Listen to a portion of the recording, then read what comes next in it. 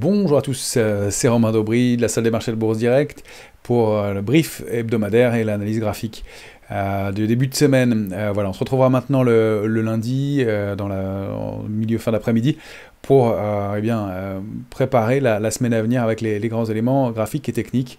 Voilà, vous pouvez toujours retrouver, je vous le rappelle, le morning meeting sur la page d'accueil du site de Bourse Direct.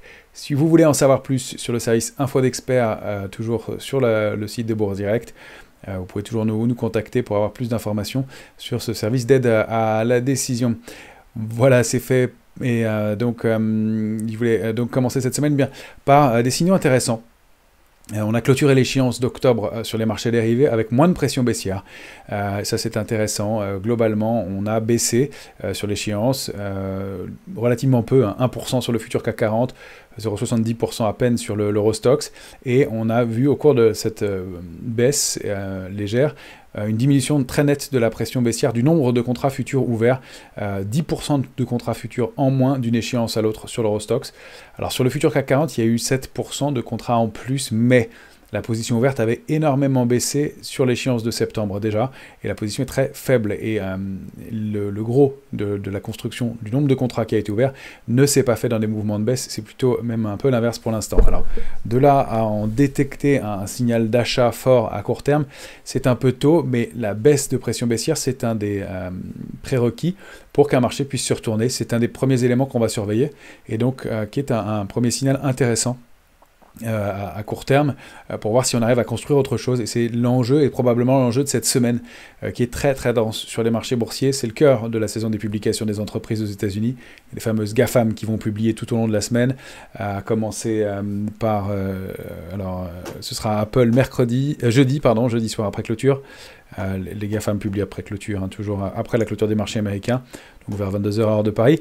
On aura donc dans le courant de la semaine mercredi Microsoft et Meta, mardi déjà Alphabet. On surveillera aussi, il y aura Coca, Texas Instruments et UPS qui permettront d'avoir une vision globale sur différents secteurs. Et puis il y a Nextera. Nextera, c'est la valeur qui a énormément performé dans le secteur des énergies renouvelables aux États-Unis, dont la capitalisation a même dépassé celle d'Exxon, donc est tout un symbole, et qui va publier cette semaine mardi aussi, donc toujours intéressant à regarder. Du côté du CAC 40, il y a à peu près 13 valeurs de l'indice CAC 40 qui vont publier. On aura Vinci, Orange, Michelin, Air Liquide mardi. Mercredi, Dassault Systèmes, Thales. Jeudi, ce sera Total Energy, STM, Capgemini et Saint-Gobain. Et puis vendredi, Sanofi, Air Liquide, Airbus et Safran. Et donc pour les marchés américains, mercredi Microsoft et Meta, jeudi Apple et Amazon qui publieront après clôture vers 22h. Ça va être Apple et Amazon probablement le gros morceau de la semaine côté microéconomique. Et en plus, au cours de cette session, de cette semaine importante, il y a énormément de rendez-vous macroéconomiques. On va avoir dans l'ordre les PMI manufacturiers en Europe et aux États-Unis qui sont en train d'être publiés ou qui viennent d'être publiés. On aura l'indice IFO du climat des affaires dès demain en Allemagne, la conférence du consommateur du Conference Board aux États-Unis mardi demain. C'est surtout jeudi la réunion de la BCE qui va être importante avec une annonce probable de 3/4 de points de hausse de taux de base, et puis surtout le commentaire sur l'évolution de sa politique monétaire à venir, et en même temps les commandes de biens durables aux États-Unis, mais surtout le PIB pour le troisième trimestre aux États-Unis qui va être extrêmement important, c'est la première estimation. Et puis vendredi, l'indice des prix à la consommation en Europe, donc marqueur de l'inflation bien sûr, mais c'est surtout l'indice des prix à la consommation PCE Core aux États-Unis, qui est le chiffre regardé par la Fed pour la mesure de l'inflation, qui va être publié vendredi. Donc une semaine très très dense, très très riche, et qui commence très fort, avec des indices qui ouvrent en hausse sur fond de nouvelle échéance de marché dérivé. Donc il y a tout à construire. On sait qu'on entame cette échéance de novembre avec toujours du pessimisme, beaucoup de prudence, mais une très faible position ouverte sur le CAC 40, sur les options aussi sur l'indice CAC 40, très faible, mais couverte. Sur les marchés américains, en revanche, on a une position ouverte qui est très importante, hein. Il y a une position ouverte d'options qui est particulièrement importante, un ratio de couverture très prudent sur les options sur indice, plus exposé sur les options sur actions. Donc un risque peut-être un peu plus important de ce côté-là, et probablement disparate. On a vu qu'il y avait eu quelques warnings déjà en amont, on en a parlé plusieurs fois, et depuis des résultats qui ont été accueillis pour l'instant relativement fraîchement et avec des décalages assez intéressants du côté des valeurs américaines, hein, alors que le secteur bancaire a été plutôt bien accueilli malgré des chiffres d'affaires en baisse, et pour le luxe chez nous c'est un peu indécis aussi, même si c'est largement au-dessus du consensus. Il faut rappeler que les analystes ont très très nettement baissé les prévisions pour cette saison de publication. Donc le consensus, pour l'instant, en moyenne, est battu à 70% à peu près. Ça va s'affiner. Il y a à peine 20% maintenant des valeurs du S&P qui ont publié. Ça va s'accélérer. Donc, de ce côté-là et du côté des intérêts, on a donc une grosse semaine, beaucoup de cash. Il y a beaucoup d'opérateurs qui déclarent avoir des liquidités, ça c'est important, et ça commence à se sentir sur le marché. On arrive sur des niveaux d'accumulation, on n'a pas réussi à former de nouveaux plus bas, et il y a de la défense sur pas mal de titres, des contre-pieds, et pour l'instant, on note aussi une surperformance européenne, clairement, et du volume qui apparaît de plus en plus, qui augmente. Alors il est du volume un peu global, mais sur les indices américains notamment, et même sur les indices européens un peu, le volume est plus étoffé à la hausse. Or ça, c'est un corollaire indispensable pour que le marché monte. Il y a besoin de volume haussier. Donc ça, c'est un signe important et très positif. Voilà pour le contexte. Beaucoup de publications, beaucoup de choses à surveiller cette semaine. Je regarde mes notes pour être sûr de ne rien oublier. Puisque c'est assez dense, mais voilà, je vous propose qu'on passe tout de suite à l'analyse donc du S&P immédiatement.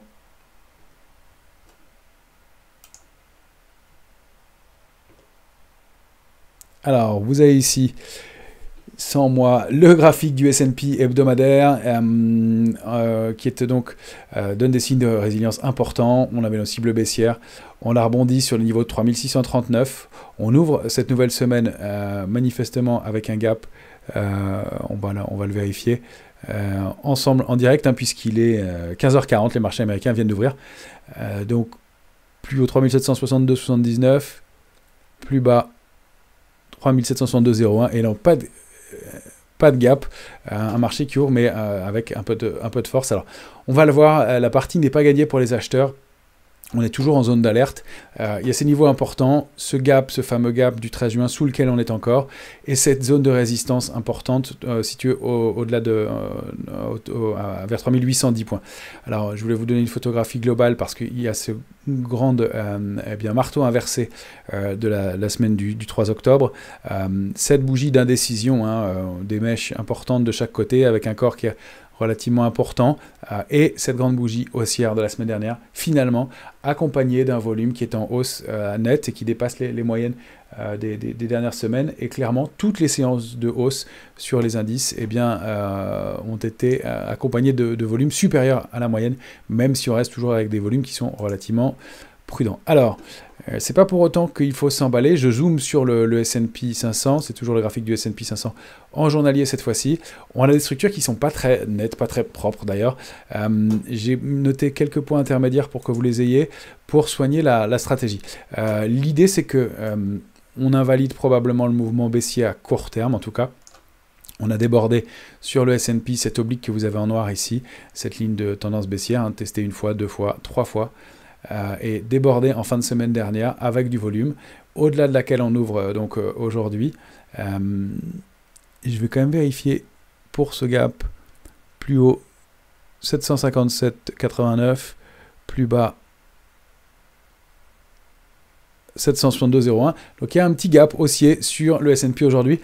Donc il va être intéressant de voir si on arrive à le préserver ou en tout cas à tourner autour et sans l'enfoncer en clôture. Maintenant, le signal, vous voyez, il est déjà mitigé. Il y a une accélération haussière à l'ouverture et c'est un peu ce que je craignais.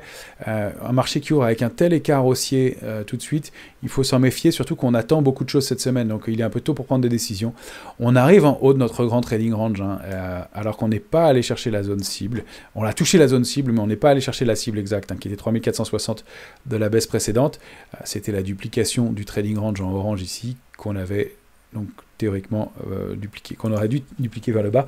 On est allé pas loin chercher la cible, mais on n'y est pas allé tout à fait. Ça, c'est un signe de force du marché. Ce gros contre-pied dont on se souvient de la séance du 13 octobre, du jeudi 13 octobre, un peu d'hésitation depuis, une accélération haussière avec une consolidation, et puis cette grande bougie verte, ça c'est haussier comme configuration, hein, clairement. 3 jours de décision, gommé en une séance par une accélération haussière avec du volume. Donc ça c'est plutôt bon signe à court terme, ça invalide les accélérations. Maintenant je vous ai positionner des points intermédiaires qu'il va falloir défendre à la zone 3706, niveau de support important, et 3726. On note aussi, petit détail, que dans le rebond, eh bien, on n'est pas allé chercher la zone support à 3139 qu'on avait extrêmement travaillé. Testé ici, ouvert, testé là, ouvert ici, testé encore ici, testé une fois encore là. Cette fois-ci, on n'y est pas allé, on a rebondi au-dessus. Ça aussi, c'est un signe de force du marché. Maintenant, à court terme, comme il y a beaucoup d'éléments à venir, pas mal de décisions. Donc cette zone 3726, 3758, elle va être probablement à travailler, tester. Il faudra donc ensuite déborder 3791, 3810 dans un premier temps. Et puis, ce niveau intermédiaire qu'on avait bien identifié, qui était le pied d'un gap précédent, celui de juin dernier, à 3838. Donc toute cette zone, 3791, 3838, ça va être un niveau majeur à déborder, ou pas, contre lequel on va buter, pour valider une réactivation haussière et confirmer ce qui se pressent depuis maintenant 2 semaines, c'est-à-dire dans un premier temps une stabilisation du marché, et pourquoi pas une hausse. Alors encore une fois, dans le contexte, je pense qu'il est difficile d'espérer des hausses très marquées, très fortes, tout de suite en tout cas. Il va falloir que des confirmations viennent et de la macro et de la microéconomie, probablement plus du côté de l'inflation, donc en fin de semaine, et pour avoir un scénario plus haussier, plus clair. Donc si on veut être agressif, on peut rentrer sur le marché maintenant, mais je vous ai mis des points intermédiaires pour surveiller et peut-être utiliser des throwbacks pour aller s'appuyer donc sur cette ligne oblique avec des niveaux intermédiaires donc situés entre 3758 et 3791, 3758 et 3726, pardon, autant pour moi, pour aller former un throwback et accélérer ensuite. Là, on aurait comme premier objectif la duplication de cette structure qui n'a pas vraiment de forme très nette, voilà, mais avec donc des cibles qui se situeraient aux alentours de 4030 si on arrive encore une fois à valider ces niveaux-là. Bon, alors voilà, beaucoup de nervosité, beaucoup de fébrilité dans le marché qui réaccélère déjà, on le voit à la hausse, et qui va s'attaquer à la zone 3791, 3810, 3838. Ça va être le morceau à déborder. Je ne vois pas très bien comment le marché le déborderait en amont des publications, mais bon, sait-on jamais en ce moment. On remarque que l'objectif se situe non loin du gap, l'important gap qu'on a laissé ouvert, qui va être un premier plafond de verre majeur. Voilà, considérant que pour réactiver la dynamique haussière de moyen et long terme, il faudra déborder ce gap-là, celui du 22 août, le fameux qu'on a regardé plusieurs fois, qui donne l'objectif haussier d'ailleurs de notre structure de neutralisation. Donc on a du potentiel, les marchés ont de la place encore pour progresser, retourner en zone de neutralité, même consolider dans la zone de neutralité avant éventuellement d'imaginer un mouvement haussier de moyen long terme. Donc ça n'est juste pour l'instant qu'une invalidation d'une baisse qui se met en place. Un autre élément important, oui, c'est qu'on retourne et on préserve maintenant cette zone d'accumulation qui a été celle du mois de juin avant les publications du mois de juillet dernier. Donc voilà, probablement de la fébrilité et de la volatilité dans ce marché et des cibles qui sont relativement intéressantes. Tout ça restant à confirmer dans l'immédiat. Du côté du Nasdaq 100 en journalier, on a des structures intéressantes à observer. Oui, donc là, alors, juste pour faire la mise à jour, on avait parlé d'une figure en épaule tête-épaule inversée, l'épaule ici, l'autre épaule là, la tête étant ici bien entendu. Je l'ai grisée maintenant, elle est très probablement invalidée. Même si on rebaissait, c'est plus cette structure-là qui se mettra en place. Rebaisser compte tenu de la stabilisation, donc je la supprime avec vous, elle disparaît pour nous, mais c'était pour faire l'update parce que je sais que certains la travaillaient. Elle n'est probablement plus valable parce que, on s'est trop approché de la cible. sans la valider, hein, on est allé très proche de la zone cible, et puis surtout on a fait un rebond qui est trop conséquent maintenant, et qui donc laisse à penser que si un mouvement de baissier complémentaire se met en place, ce n'est pas notre scénario privilégié, mais on doit toujours l'envisager dans ce marché, ça ne serait plus une baisse dans ces proportions et relativement sur des niveaux proches, mais on aurait des baisses beaucoup plus marquées dans ces cas-là, et une réactivation de la dynamique baissière avec des niveaux support en dessous de 10 000, 9 530, etc., mais des baisses qui seraient supérieures à 5 ou 10%, ce serait vraiment une invalidation de cette tentative de stabilisation et de ces doubles appuis qu'on a pu former, qui sont donc peut-être des doubles bottoms sur pas mal d'indices, et qu'on est en train d'essayer de valider. Donc, niveau très important. En plus, sur le Nasdaq, on a travaillé sous le canal baissier de moyen long terme. Alors là, je dézoome sur le Nasdaq 100 journalier. Je dézoome pour vous le présenter en hebdomadaire.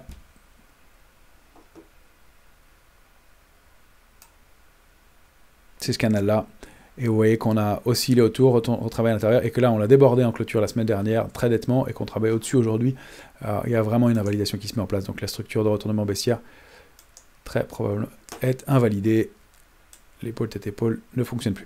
Maintenant, on a ce petit canal baissier, voilà, qu'on tentait de déborder en fin de semaine dernière. Le marché l'observe bien, il continue à tourner autour. Petit canal baissier que vous avez en bleu. Les deux obliques sont bien parallèles. Autour de cette grande ligne de la borne haute du canal baissier de moyen terme, qu'on tente de déborder pour la deuxième fois de façon significative, après l'avoir fait en juillet dernier.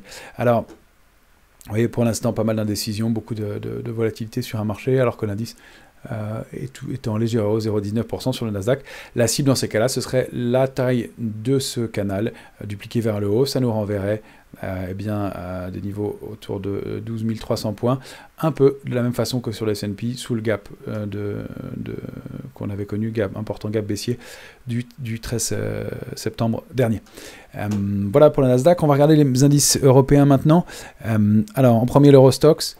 Je vous propose de dézoomer tout de suite assez nettement parce que les indices européens surperforment et de façon assez manifeste, avec probablement en mensuel sur l'Eurostoxx, graphique de l'Eurostoxx en mensuel sous les yeux que vous avez là, un possible avalement haussier. La bougie du mois d'octobre est peut-être en train d'englober la bougie du mois de septembre. On sait qu'en termes de saisonnalité, la période... petite parenthèse, on sait qu'en termes de saisonnalité, la période la période de novembre à janvier est la période forte de l'année. Donc on y arrive, le mois d'octobre se termine, on est le 24 octobre, on arrive dans cette période forte, et donc ça pourrait jouer en la faveur du marché. Voilà, petite parenthèse terminée. Mais donc, avalement haussier, donc la bougie du mois d'octobre est en passe d'avaler la bougie du mois de septembre. Il faut donc absolument qu'en clôture mensuelle, l'Eurostoxx termine au-delà de 3518 points, c'est le niveau clé. L'ouverture 514,49, l'ouverture de la bougie mensuelle du mois de septembre. Donc il faut terminer au-delà de 3514,49 pour valider cet avalement haussier et donc ce retournement et cette fin de tendance baissière. Maintenant, on voit qu'il n'y a pas de structure de retournement importante. Si on regarde ici, ce qui a déclenché la baisse, toute cette zone de congestion avant un retournement, on voit le ralentissement de la hausse, et même si on le prend au plus serré, ça a mis de juin 2021 à février 2022 avant de se retourner à la baisse. Là, on a à peine une structure et deux bougies. Donc même si quelque chose se met en place, et c'est ça qui est important à garder en tête, même si quelque chose se met en place tout de suite, il devrait être probablement consolidé. On ne va pas avoir de rebond en V comme on a connu pendant la crise du Covid. On n'a pas du tout le même contexte de marché économique, ne serait-ce que ça, et ni lié à la découverte d'un vaccin et dans un contexte de marché qui est complètement différent. Alors, l'avalement, il est valable de la même façon sur le DAX. Je fais un tout petit zoom sur le DAX, il est même un peu plus important. Donc, le DAX, lui, doit préserver en clôture mensuelle le niveau de 12 713. Donc, on s'en est déjà pas mal éloigné. C'est plutôt bien parti pour le DAX. Et je reviens sur l'Eurostoxx. Le CAC 40 a aussi la possibilité de former cet avalement. C'est un signal qui était un peu fort. Et je reviens sur l'Eurostoxx pour vous donner des niveaux un peu plus courts. Mais nos trois indices fonctionnent en harmonie, c'est important aussi. C'est un signe d'harmonie du mouvement et ça vient donner un élément de plus. Alors, on avait ici la ligne de tendance baissière qui a été touchée plusieurs fois sur l'Eurostoxx de long terme et qu'on a réussi à déborder. On a une petite oblique de court terme touchée 3, 4 fois et 5 fois presque, et qu'on finit par déborder, et donc qu'on déborde là, en entamant cette semaine. Là, on est sur un graphique de l'Eurostoxx en journalier, donc un mouvement qui est important et un début de semaine important puisqu'on déborde cette oblique là. Alors les premières zones de résistance importantes, 3604, 3653, et de la même façon d'aller chercher la duplication de ce range et de ce mouvement pour aller chercher des cibles qui correspondent à la taille de la dernière zone de congestion, donc de cet ordre-là, et pour viser un retour sur des niveaux de août dernier. Alors on aura toujours ce gros plafond de verre, hein, le gap du 19 août, qui a été important, mais donc des niveaux qui se situent entre 3730 et 3772 pour être un peu précis. Donc voilà, une photographie intéressante à regarder aussi. Si on regarde le futur CAC 40, on va zoomer, on se met en 14 heures comme à l'habitude. Là, de la même façon, on déborde des niveaux intéressants.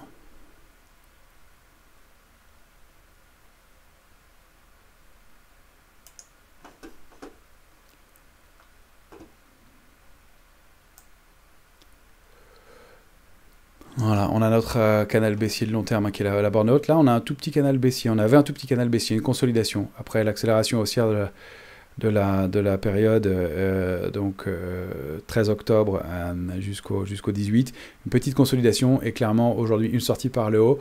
On déborde eh bien, ce top à 140, on arrive pour l'instant, en tout cas à s'installer au-dessus. Ça ouvre vraiment la voie à la continuation. On repasse en zone de neutralisation de moyen terme. Pour nous, c'est le cas, hein, à mon sens, en repassant au-dessus de 6056, qui était notre niveau majeur à déborder. On finit par bien combler les gaps, et donc on a comme prochaine cible 6220 points. 6315, pourquoi pas, ce sera un gros niveau, puisque c'est un niveau à partir duquel les vendeurs s'étaient manifestés, hein, dans le courant du mois d'avril-mai dernier, et sur lequel ils avaient attaqué à nouveau dans les dernières séquences baissières. Donc c'est un niveau clé. La cible, c'est toujours notre gap du 22 août, et ça colle parfaitement graphiquement avec la figure en ta séance qui a été validée. Alors elle a été un peu testé rapidement en clôture. Le marché s'est repris assez vite. La force du mouvement se met bien en place. Et donc les premiers objectifs 220, 315, pourquoi pas 480, c'est encore une fois probablement ce qu'on peut espérer de mieux dans l'immédiat et dans le contexte actuel. Il faudrait conserver l'alerte de court terme, donc pour l'instant la zone 5975-6030. En dessous, la cible et l'alerte de moyen terme, c'est 5739, je la redonne quand même si ce n'est pas le scénario privilégié. Et puis l'alerte de long terme, elle se situe entre 5604 et la borne basse du canal baissier de moyen terme qu'on avait testé depuis le début de l'année. On est loin de ça pour l'instant, c'est plutôt un scénario haussier qui se met en place avec déjà une consolidation, une accélération, donc un marché qui se comporte plutôt bien dans l'immédiat. Voilà pour les indices. Du côté des matières premières, pas grand chose à dire, c'est plutôt une zone de consolidation qui s'est mise en place pour l'instant. La volatilité est toujours en train, elle aussi, de rebaisser dans l'immédiat. C'est plutôt encore en zone d'alerte, on va aller jeter un œil quand même.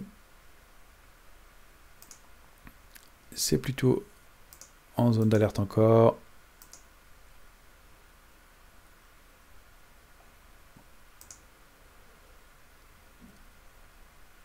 On va regarder le VIX en hebdomadaire. On évolue aux alentours de 30 sur l'indice VIX, donc du S&P. Bon, situé entre 28 et 34. Toujours quand je vous présente les graphiques avec les marchés américains ouverts, ça met plus de temps à charger. Voilà, pardon, c'est fait. Voilà, donc le niveau d'alerte forte, on est toujours à l'intérieur, entre 28 et 34,49. On a été le tester plusieurs fois, hein. Si on zoome, on verrait que en journalier ou même en hebdomadaire, en journalier et même oui, on le voit en hebdomadaire ici, c'est un niveau qui a été testé pas mal de fois, et jamais débordé en clôture depuis octobre 2020, hein. Donc c'est vraiment un niveau clé.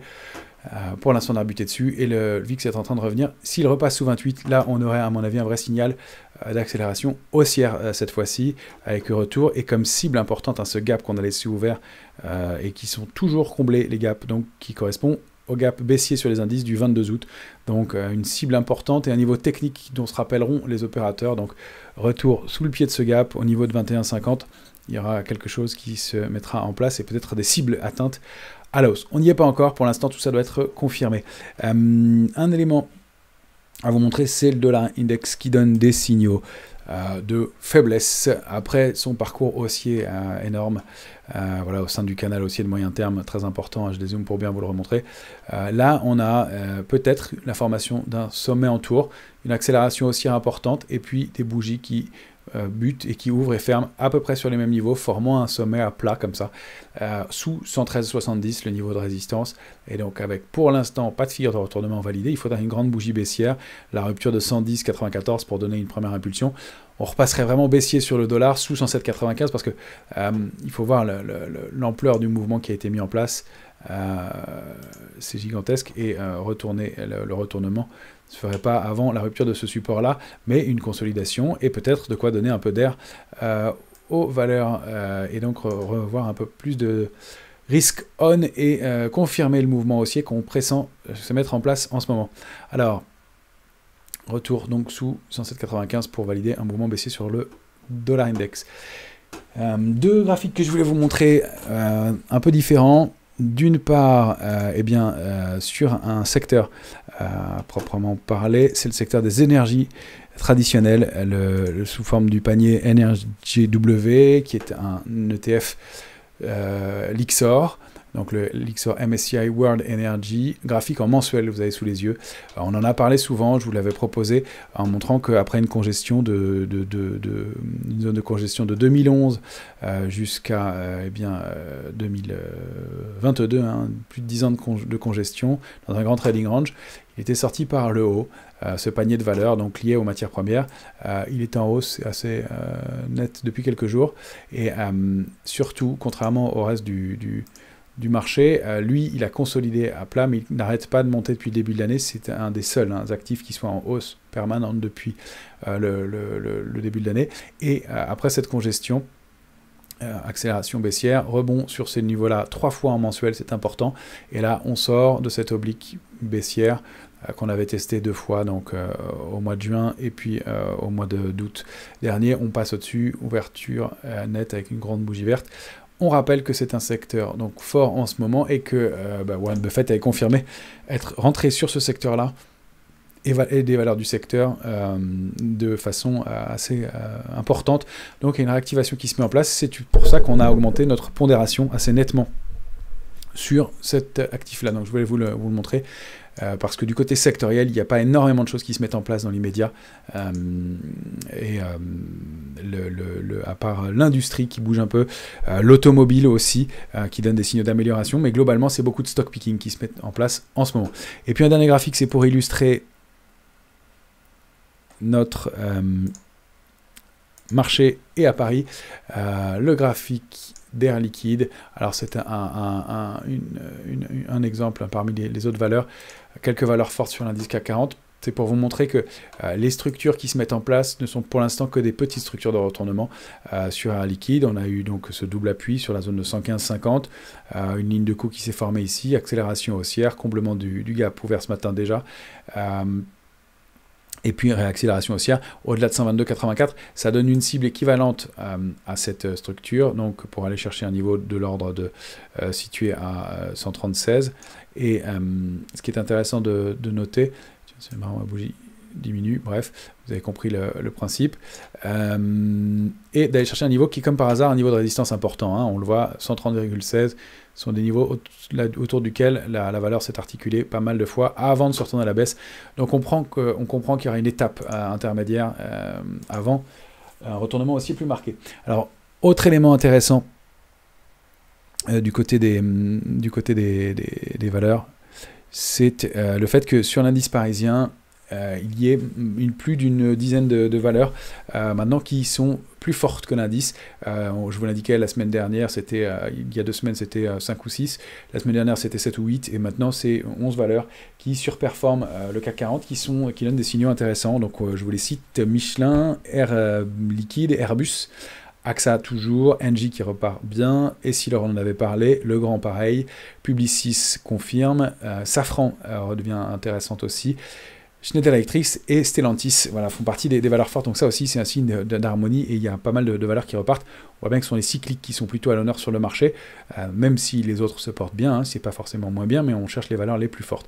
Alors, encore une fois, dans ce contexte, prudence avant les publications, il va y avoir beaucoup de volatilité, on le voit déjà hein, sur la séance du jour, ça accélérait, ça revient, il ne faut pas se précipiter sur le marché, bien soigner ses points d'entrée, ses niveaux techniques. Les zones que je vous ai montrées sur le S&P sont à mon avis à surveiller, et elles vont être probablement travaillées dans les jours à venir avant le gros des publications, donc surtout en fin de semaine ça va s'accélérer. Apple qui va être le gros morceau de la semaine, et puis les chiffres de l'inflation vendredi. Voilà pour ce qu'on pouvait dire de cette semaine. Je vous retrouverai jeudi soir prochain, donc avant les publications d'Apple, et avant la fin de la semaine, pour voir comment aura agi le marché. Reprise aussi de la lecture de la position ouverte sur les futurs. Je ne la donne pas, je le rappelle, la semaine d'échéance, parce que ça n'est pas significatif. Mais là, on va pouvoir le faire à nouveau. Donc, vous pouvez la retrouver sur Twitter ou sur les mornings. Et puis, vous pouvez toujours nous suivre donc, sur la chaîne Bourse Direct YouTube. Vous pouvez vous y abonner. N'hésitez pas à enclencher les notifications pour recevoir les nouvelles vidéos qu'on publie régulièrement.